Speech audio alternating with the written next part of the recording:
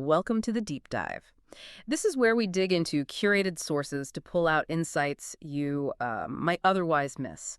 Think of it as your shortcut to getting really informed. And today's deep dive is, well, it's built just for you, our curious listener. We're aiming to connect some dots that might seem pretty far apart at first glance. We have a really fascinating stack of material today, all curated by the Pythoness Programmer. She's a software engineering consultant, and these are the things that caught her eye between August 1st and August 9th, 2025. Quite a week. So, our mission? It's pretty ambitious. We're hitting the edge of AI and tech, looking at the human side that often gets, overlooked. And then we take this unexpected turn into, believe it or not, an ancient way of figuring out the future. The connections are really crucial, I think. They go way beyond the headlines. It's a unique view on navigating uncertainty today. Ready to jump in? Absolutely. It's a great mix. Shows how fundamental things, trust, identity, knowing they're constantly bumping up against our newest tech. And sometimes, ancient ways give us a surprising reflection. Okay, let's kick things off with something that feels, well, huge. OpenAI's big partnership with the U.S. government just announced. What's the biggest strategic takeaway from this? What does it signal? I think what's really groundbreaking is how deliberately they're weaving these top-tier AI models right into government work.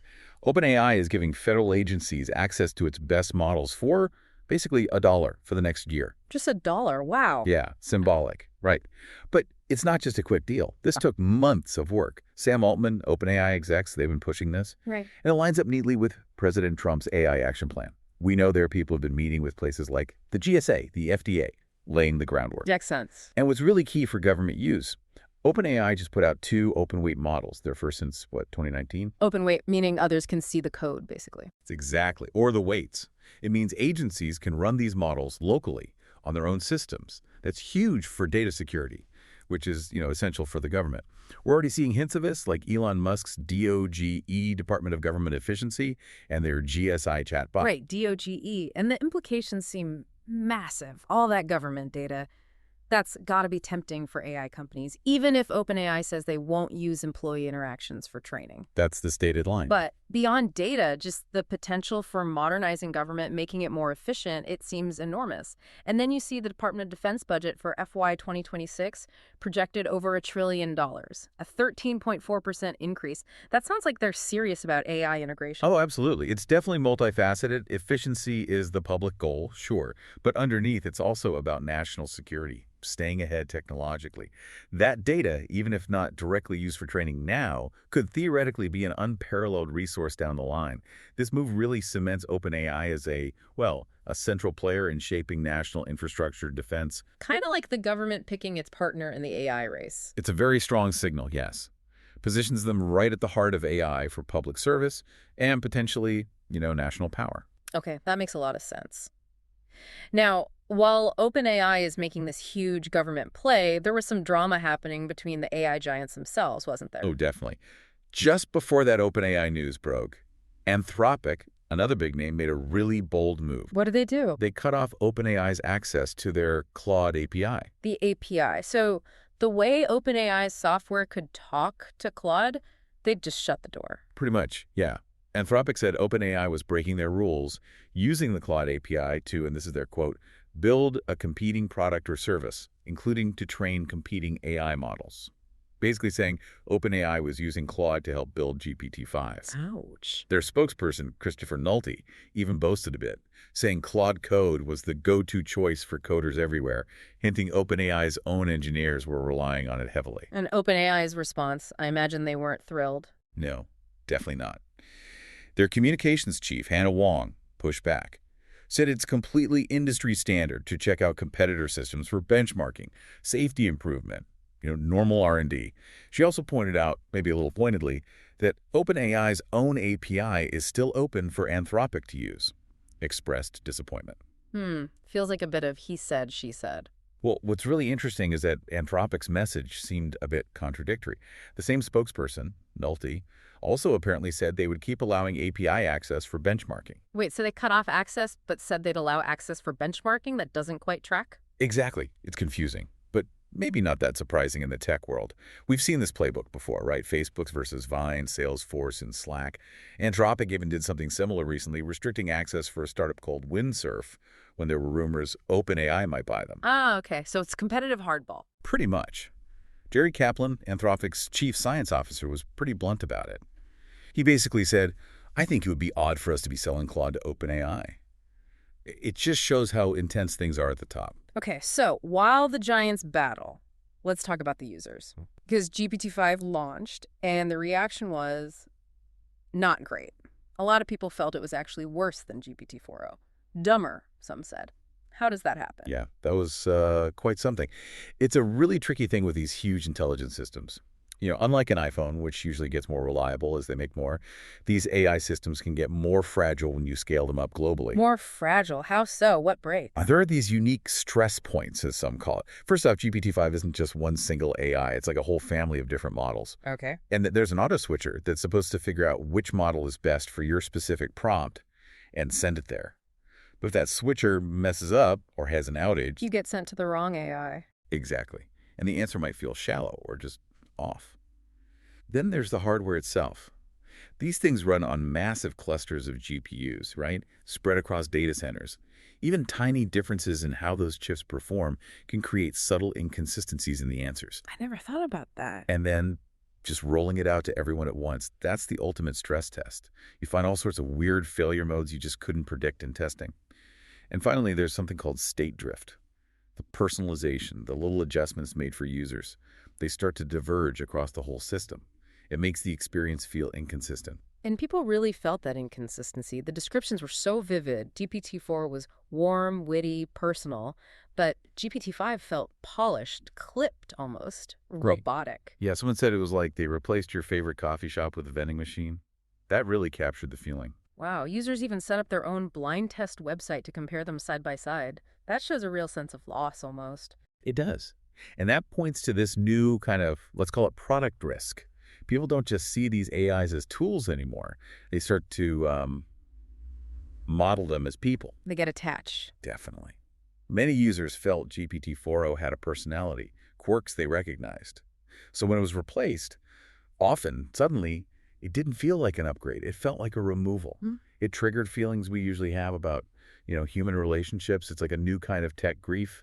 Companies are just starting to figure out how to handle that emotional connection. That's fascinating, the emotional fallout of an AI update. So how did OpenAI react to all this backlash? To their credit, they reacted pretty quickly. They acknowledged the problems, fixed the auto-switcher issues, tweaked the routing, and crucially, they promised more transparency, telling users which specific model answered their question. That helps manage expectations. Did they bring back 4.0? Yes.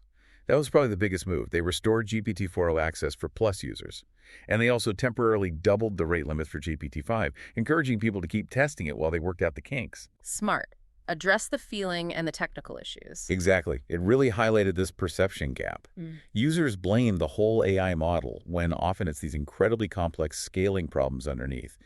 Building reliable AI at this scale, it needs totally new strategies, new ways of thinking. It really shows how tied technology is to human experience. Which brings us nicely to another area the Pythoness Programmer flagged, age verification in online gaming. Driven by new UK laws, right? That's right. New child safety laws in the UK are pushing platforms like Discord, for example, to verify users are over 18, often asking for government ID or a face scan. The goal is obviously child protection. But here's where it got kind of wild. Users immediately started finding ways around it. Oh yeah, almost instantly. There was that one user, Cyan, who went viral using pictures of Sam from Death Stranding, Norman Reedus' character. Yep.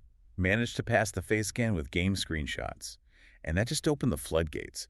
People started trying Kratos from God of War, characters from Arma 3, Gary's Mod. It became like a challenge, see who you could fool the system with. Exactly. It turned into a bit of a game itself.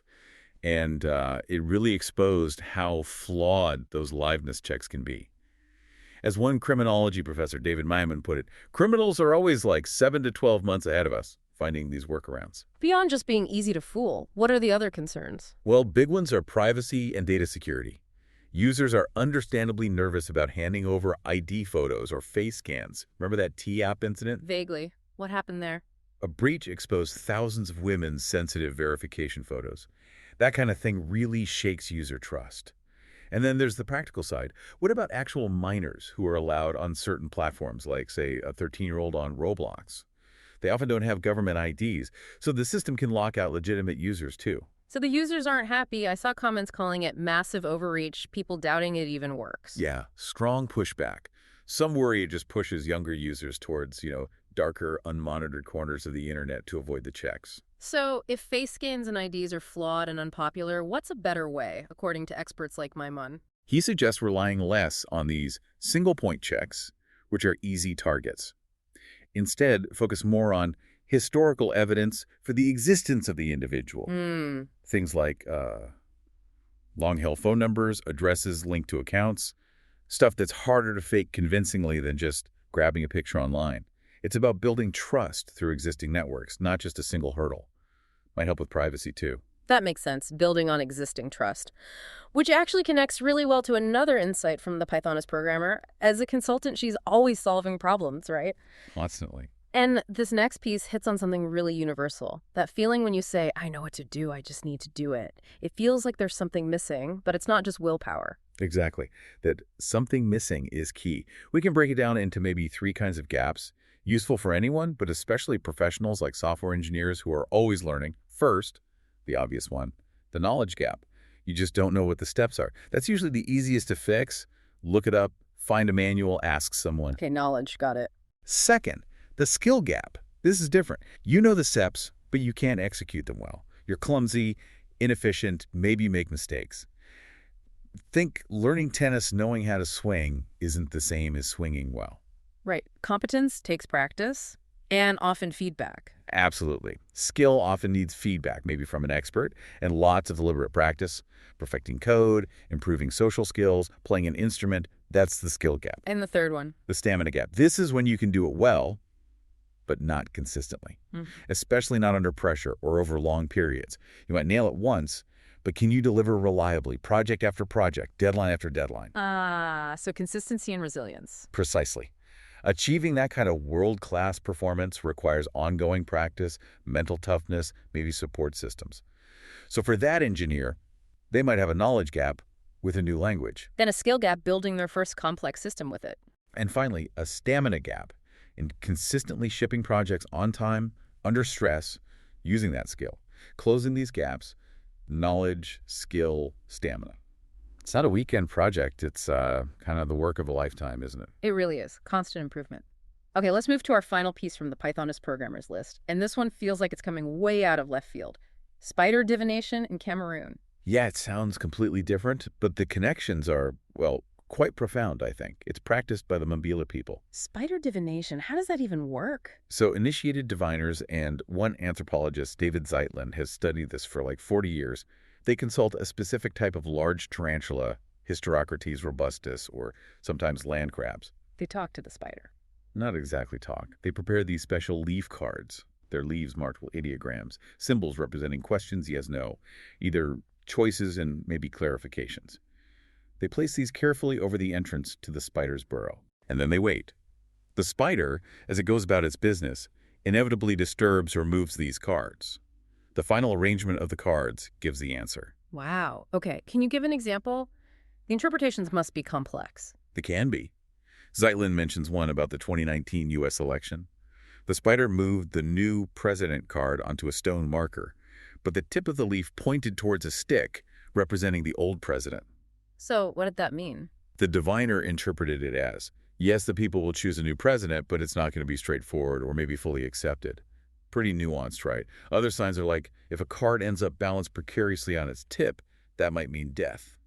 Or if the spider piles mud on a leaf, that could signal a burial. It's a whole symbolic language based on the spider's actions. Exactly. And what's fascinating, connecting back to our tech themes, is the idea of calibration. Calibration, like with instruments. Precisely. Just like you check a microscope in a local clinic to make sure it's working right, these diviners regularly test their spiders. They ask simple questions with known answers. Am I the only one here? Or, will I eat fufu today? If the spider consistently gets these simple tests wrong, They stop using it. they discard it as unreliable. It shows this really systematic approach to ensuring the, let's call it intelligence system, is actually working accurately. That's incredible. A systematic check on a truth-telling spider.